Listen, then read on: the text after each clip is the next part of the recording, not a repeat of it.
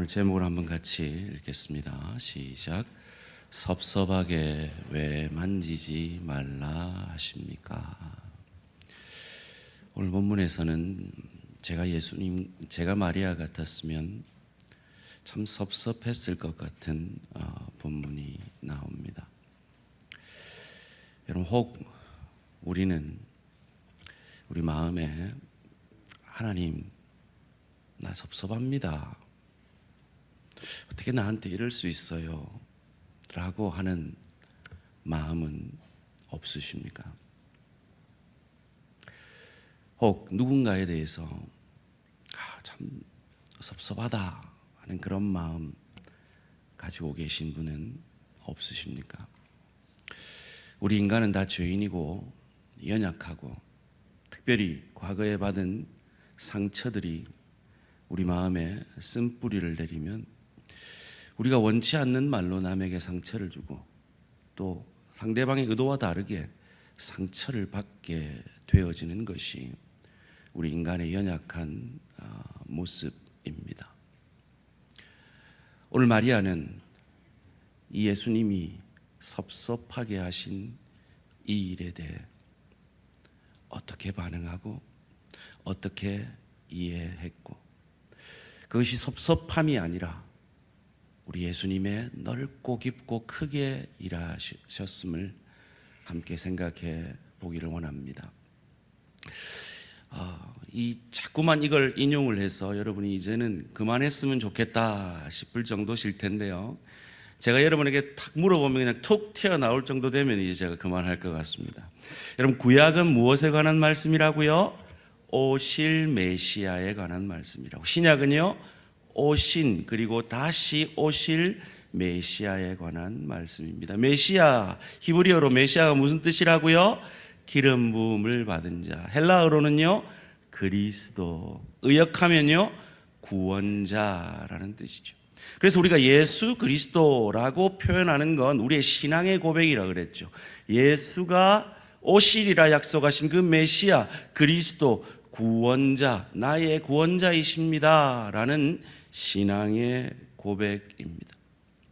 이것을 요한복음만큼 우리에게 잘 보여주는 복음서도 드문 것 같아요.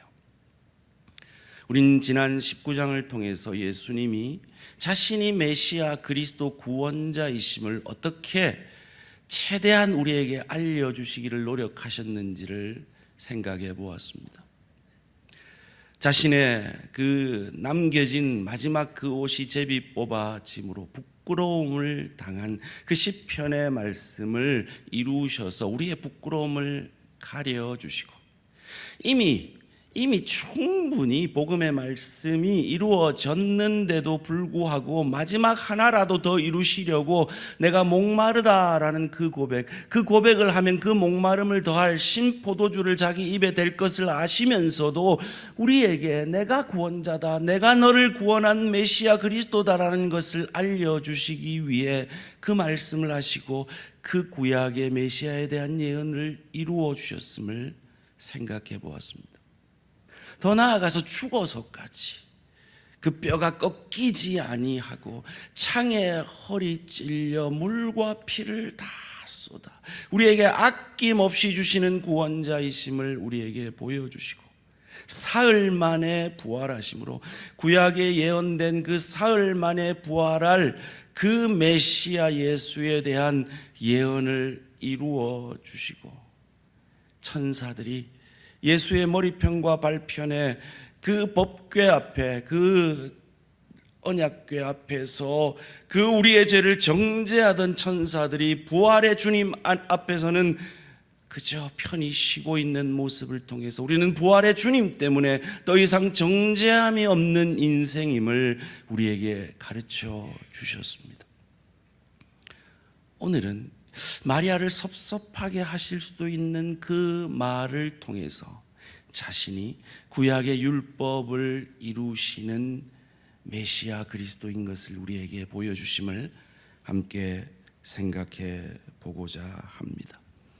어떤 말씀에 마리아가 섭섭할 수 있었을까요? 17절 말씀 함께 읽겠습니다. 시작. 예수께서 이르시되 나를 붙들지 말라. 내가 아직 아버지께로 올라가지 아니하였노라. 너는 내 아버지 형제들에게 가서 이르되 내가 내 아버지 곧 너희 아버지 내 하나님 곧 너희 하나님께로 올라간다 하라 하시니. 아마 마리아는 너무 반가워서 예수님을 붙들려고 했을 겁니다. 그런데 나 만지지 마, 나 붙들지 마라고 하시는 겁니다. 오해할 만하죠. 상처받을 만합니다. 섭섭할 만합니다. 왜 예수님이 이렇게 하셨을까요? 여기에는 예수님이 자신이 메시아, 그리스도, 구원자, 율법을 이루시는 율법의 완성자 되심을 마리아에게, 아직까지도 부활의 주님을 알지 못하고 믿지 못하는 마리아에게 알려주시려는 예수님의 깊은 속내가 숨어 있는 것입니다. 참 성경을 연구하는 신학자들은 놀라운 것 같아요. 저는 암만 이 구절을 읽어도 그 생각이 안 나던데, 신학자들은 이 구절을 보고 레위기 23장이 생각이 난다는 거죠. 레위기 23장 10절에서 14절 말씀입니다. 이스라엘 자손에게 말하여 이르라. 너희는 내가 너희에게 주는 땅에 들어가서 너희의 곡물을 거둘 때에 너희의 곡물의 첫 이삭 한 단을 제사장에게로 가져갈 것이요. 첫 이삭을 제사장에 가져가서 제사장은 너희를 위하여 그 단을 여호와 앞에 기쁘심이 되도록 흔들되 안식일 이튿날에, 언제요? 안식일 이튿날에. 이 날이 언제죠? 예수님이 부활하신 날이죠. 안식일 이튿날에 흔들 것이며. 그래서 이게 요제예요. 여러분 어릴 때 요요 많이 하셨죠? 그 요, 흔들 요자예요. 너희가 그 단을 흔드는 날에 1년 되고 흠없는 순양을, 우리가 지난 시간에 생각했던 아브라함이 이삭을 죽이려 할 때 아브라함아 말리시며 예비해 놓으신 여호와 이레 하나님이 예비해 놓으신 그 순양과 같은 그 순양을 여호와께 번제로 드리고, 그 소제로는 기름 섞은 고운 가루 10분의 2 에바를 여호와께 드려 화제로 삼아 향기로운 냄새가 되게 하고, 전제로는 포도주 4분의 1 흰을 쓸 것이며, 너희는 너희 하나님께 예물을 가져오는 그날까지, 즉 첫 이삭이 하나님 앞에 연납될 때까지 떡이든지 볶은 곡식이든지 생이삭이든지 먹지 말지니, 먹지 말아야 하면 거두지 말아야 하고 거두지 말아야 하면 만지지 말아야 할지니, 이는 너희가 거주하는 각처에서 대대로 지킬 영원한 규례니라. 예수님은 지금 구약의 요제 첫 이삭을 하나님 앞에 바쳐짐으로 사함받는 이 율법의 가장 핵심은 제사죠. 그 제사, 이 예물이 하나님 앞에 연납됨으로 나의 죄가 사함받는 그 제사가, 하나님 앞에 이 요제가 연납되기 전까지는 다른 곡식은 손댈 수 없는, 만질 수 없는 그 이 요제를 이루심을 마리아에게 깨닫게 하심으로, 지금 스승을 잃어버려 슬픔 가운데 시체만을 찾고 있는 마리아에게 자신이 부활의 첫 열매가 되셨음을 알려주려 하시는 깊은 하나님의 일하심이 여기에 숨어 있다는 것입니다. 언제 드려졌다고요? 11절 말씀 다시 한번 읽습니다. 시작. 제사장은 너희를 위하여 그 단을 여호와 앞에 기쁘게 받으심이 되도록 흔들되 안식일 이튿날에 흔들 것이며. 여러분 성경을 연구하면 연구할수록, 신학자들이 발견한 그 진리를 깨달으면 깨달을수록 정말 성경은 완벽하게 이 아구가 맞아 들어가는 것을 보게 됩니다. 어떻게 이럴 수 있을까요? 요한복음이 예수님의 전생애를 다 쓴 게 아니에요. 요한복음을 쓴 목적이 바로 이것을 알려주기 위해서죠. 요한복음 20장 31절 말씀입니다. 오직 이것을 기록함은 너희로 예수께서 하나님의 아들 그리스도이심을 믿게 하려 하며 또 너희로 믿고 그 이름을 힘입어 생명을 얻게 하려 함이니라. 생명을 얻어 믿고 생명을 얻으려면 예수가 그리스도이심을 알고 믿어야 하는데 그것을 알려주시려고 완벽하게 구원의 예언을 신약에 이루시는 그 주님이심을 부활하셔서도 우리에게 가르쳐 주고 계시고, 특별히 슬픔에 사로잡혀 있는 마리아에게 상처받을 수도 있는데도 오해할 수도 있는데도 그 일을 이루고 계신 것입니다. 이것을 이해했던 바울은 고린도전서 12장 21절에서 23절에서 이것을 이렇게 해석해 줍니다. 사망이 한 사람으로 말미암았으나 죽은 자의 부활도 한 사람으로 말미암는도다. 아담 안에서 모든 사람이 죽은 것 같이 아담의 원죄로 우리가 다 이 죄를 타고나 죄 때문에 죽는 것 같이 그리스도 안에서 제2의 아담인 그리스도 안에서 모든 사람이 삶을 얻으리라.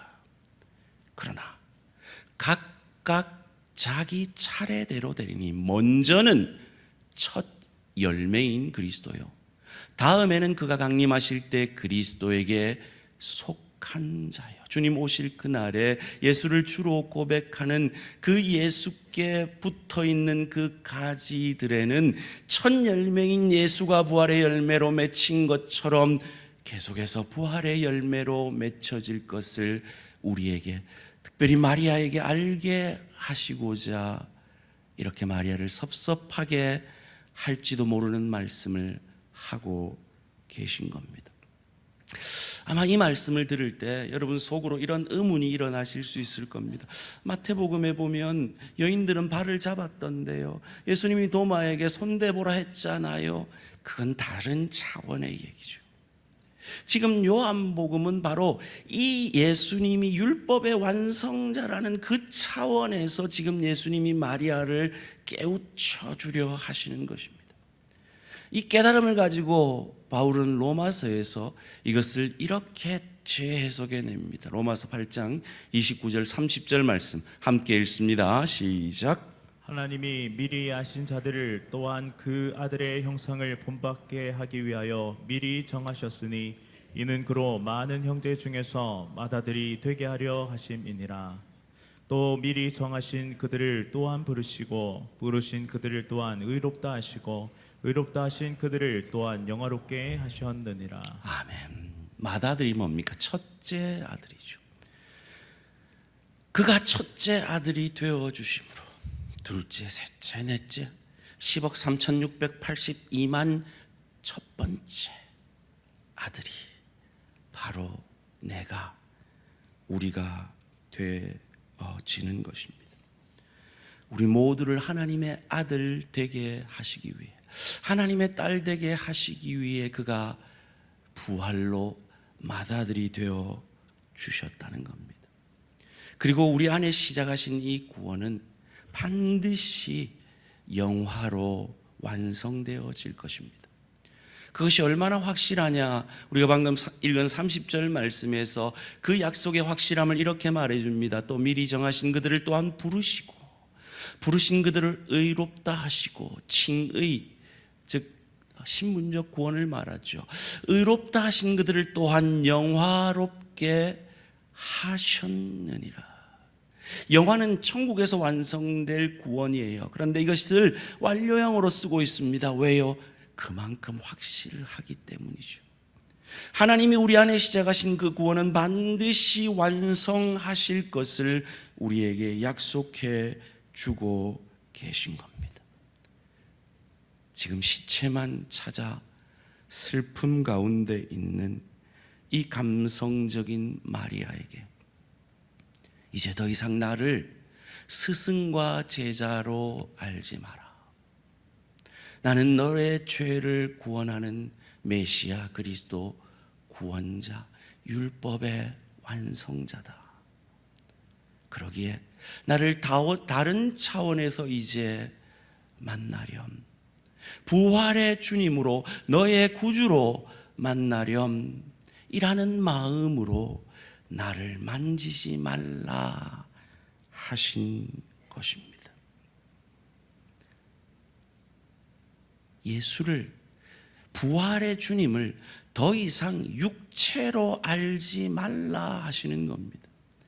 그래서 바울은 고린도후서 5장 16절 17절에서 이렇게 말합니다. 그러므로 우리가 이제부터는 어떤 사람도 육신을 따라 알지 아니하노라. 비록 우리가 그리스도도 육신을 따라 알았으나 이제부터는 그같이 알지 아니하노라. 그런즉 누구든지 그리스도 안에 있으면 새로운 피조물이라. 이전 것은 지나갔으니 보라 새 것이 되었도다. 우리 옆 사람에게 이렇게 얘기합시다. 당신은 새로운 피조물 되었습니다. 그럼 정말 믿으셔야 돼요. 그래요, 우리 부족해요, 연약해요, 상처 주고 상처받는, 섭섭해하고 섭섭하게 하는 부족한 자들이에요. 그런데 우리는 예수 안에 있기에 이미 새로운 피조물 된 것을 믿으시기를 주님의 이름으로 축원합니다. 그것을 신분적 구원이라고 얘기했죠. 반드시 기억하십시오. 신분은 반드시 그 신분에 맞는 수준을 요구합니다. 여러분의 자녀가 유치원생일 때는 유치원생의 수준을 기대하실 겁니다. 그런데 초등학교 6학년이 됐는데 유치원 행세를 하면 부모는 그것을 용납하지 않을 것입니다. 마찬가지로 우리 안에 구원을 시작하신 하나님께서 우리에게 기대하시는 수준이 있다는 거예요. 그 완성이 뭡니까? 완전한 새로운 피조물 됨이라는 거예요. 그 완성이 뭡니까? 저 좋은 천국을 누리고 즐길 수 있는 저 천국의 주인인 그리스도 예수의 인격과 실력을 닮아가는 것이죠. 그래서 저 좋은 천국을 누리고 즐길 수 있게 되는 것이죠. 그러기에 교회는, 최소한 교회 안에서는 우리는 세상의 기준을 내려놓아야 합니다. 그래서 오늘 본문 17절이 이렇게 가르쳐줍니다. 함께 읽습니다. 시작. 예수께서 이르시되 나를 붙들지 말라. 내가 아직 아버지께로 올라가지 아니하였노라. 너는 내 형제들에게 가서 이르되 내가 내 아버지 곧 너희 아버지 내 하나님 곧 너희 하나님께로 올라간다 하라 하시니. 자, 띄워주시고, 예수님께서 마리아에게 제자들에게 가서라고 안 합니다. 주님이 부활하시기 전에는 제자들에게 가라 그랬습니다. 그런데 부활하신 이후에는 내 형제들에게 가라 그럽니다. 왜요? 내 아버지가 너의 아버지가 되고 내 하나님이 너의 하나님이 되어지시기 때문에, 그리고 그가 아버지께로 올라감으로 이제 우리는 베드로 사도가 말한 대로 다 왕같은 제사장으로 다 하나님의 자녀로서 저 주님 계신 천국을 준비하는 형제 자매들이기 때문입니다. 우리 옆에 있는 분이 나이가 많으면 형님 하시고, 나이가 더 작으시면 동생 한번 해보십시오. 형님 한번 해보세요. 동생. 여러분, 사실은 교회 안에서는 평신도라는 말은 별로 좋은 말은 아닌 것 같아요. 물론 교역자들이, 목회자들이 말씀을 맡았기 때문에 여러분 교역자들을 존경하고 교역자들을 사랑하셔야 여러분에게 유익이 있는 건 사실입니다. 그런데 교역자들도 여러분과 같은 죄인이고 연약한 인간이고 여러분처럼 함께 그리스도 형상까지 자라가는 자들입니다. 우리 모두는 왕같은 제사장입니다. 그러기에 이 부활 이후에 60년 만에 나타난 이 신약 성경이 말하는 니골라당의 이단을 우리 한국 교회는 물리쳐야 합니다. 니골라당이 뭐냐? 제사장 계급을 다시 부활시킨 거예요, 교회 안에서. 오늘 한국 교회가 그런 방향으로 나아가서는 안 된다는 겁니다. 아이고, 목사님이니까 저래야 되고 나는 안 해도 되고, 그래야 그런 게 아니라는 거. 우리 모두는 함께 형제자매로서 주님 가신 그 천국을 준비하는 하나님의 사람들이 되어야 한다는 겁니다. 주님이 바로 빈 무덤과 세마포, 그리고 이 고백을 우리에게 남기고 가신 겁니다. 이 영광스러운 왕 같은 제사장이 된 우리가 오늘 본문의 마리아처럼 내 현실 앞에 시체만 찾고 있지는 않느냐는 거예요. 오늘 본문 13절 말씀입니다. 천사들이 이르되 여자여 어찌하여 우느냐? 이르되 사람들이 내 주님을 옮겨다가 어디 두었는지 내가 알지 못함이니이다. 지금 이 말을 묻는 분이 예수님인데 예수님은 눈에 안 띄고 시체 어딨냐고, 시체 찾으면 좋겠다고. 사랑하는 성도님들, 부활의 주님이 우리와 함께 하시는데 혹 우리는 현실의 시체가 있으면 나는 기쁘겠는데, 현실의 시체만 있으면 나는 즐겁겠는데 혹 이렇게 살고 있지는 않습니까? 내가 찾고 있는 건 시체입니까? 부활의 주님입니까? 지난 한 주 내가 붙든 건 눈에 보이는 현실의 시체입니까? 부활의 주님의 기쁨입니까? 14절 말씀입니다. 이 말을 뒤로 하고 돌이켜 예수께서 서 계신 곳을 보았으나 예수이신 줄은 알지 못하더라. 예수님이 지금 함께 하고 계신데, 내 이 투병 가운데 함께 하고 계신데, 내 이 관계의 어려움 가운데 함께 하고 계신데, 내 이 경제적 어려움과 함께 하고 계신데 예수는 안 보이고 그 현실만, 그 시체만 찾고 있지는 않았느냐 말이에요. 예수께서 얼마나 기가 차셨을까요? 15절 말씀입니다. 예수께서 이르시되 여자여 어찌하여 울며 누구를 찾느냐 하시니 마리아는 그가 동산지기인 줄 알고 이르되 주여 당신이 옮겼거든 어디 두었는지 내게 이르소서, 그리하면 내가 가져가리이다. 나는 지금 다른 거 안 보여. 시체만 가져가면 돼요. 시체만 만나면 돼요. 혹 지난 한 주 우리는 이렇게 살지 않았습니까?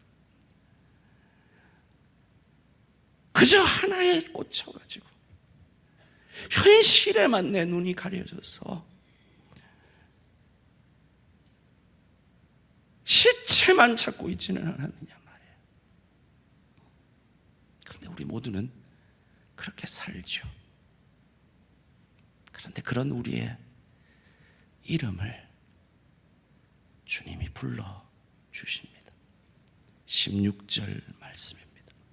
예수께서 마리아야 하시거늘, 마리아야 하시거늘. 여기 자기 이름 넣어서 한번 해봅시다. 시작. 성권아 하시거늘. 마리아가 돌이켜 히브리 말로 라보니 하니 이는 선생님이라는 말이라. 마리아에게 예수님은 선생님이었습니다. 근데 주님은 마리아를 섭섭하게 하십니다. 나 만지지 마. 그건 마리아에게 상처를 주려는 게 아니었습니다. 마리아를 더 깊은 차원에서 만나기 위해서였습니다. 사랑하는 성도님들, 우리의 육신의 연약, 우리의 경제적 어려움, 우리의 관계의 어려움, 누군가로부터 받은 상처, 내가 준 그 상처들, 그것을 통하여 하나님은 우리를 더 깊이 만나시기를 원하십니다. 그것이 깊이의 축복입니다. 하나님께 뭐가 섭섭하십니까? 누군가에게 무엇이 섭섭하십니까? 그래요. 우리는 그런 연약한 인간이에요. 그런데 우리의 이름을 주님이 불러주셨어요. 내가 아직 죄인 되었을 때, 하나님과 원수가 되었을 때 나의 이름을 불러주시고 나를 구원해 주셨어요. 하나님의 자녀 삼아 주셨어요. 이 구원의 은혜에 대한 감사가 우리 안에 있는 쓴뿌리들이 사루어지기를 주님의 이름으로 축원합니다. 이 주님의 은혜에 대한 감사, 나 같은 죄인에 대한 감사가 있을 때 내 안에 상처와 섭섭함과 그 깊은 쓴뿌리가 사루어짐으로 나에게 상처 주는 그를 용납해주고 나를 섭섭하게 해주는 그를 하나님이 내 안에서 깊고 넓고 크게 일하셔.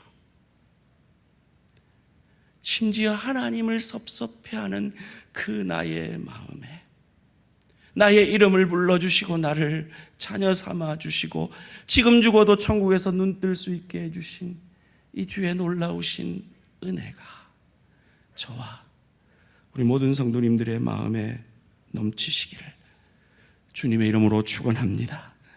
우리의 이름을 불러주신 주님은, 그 구원을 시작하신 주님은 우리에게 기대하시는 것이, 우리에게 이루시고자 하는 것이 우리의 생각과 우리의 기대보다 훨씬 크십니다.